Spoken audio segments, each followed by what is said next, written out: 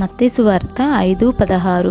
మనుషులు దీపం వెలిగించి కొంచెం క్రింద పెట్టరు, కానీ అది ఇంట నుండి వారినందరికీ వెలుగునిచ్చుటకై దీపస్తంభం మీదనే పెట్టుదురు. మరి దేవునికి స్తోత్రం.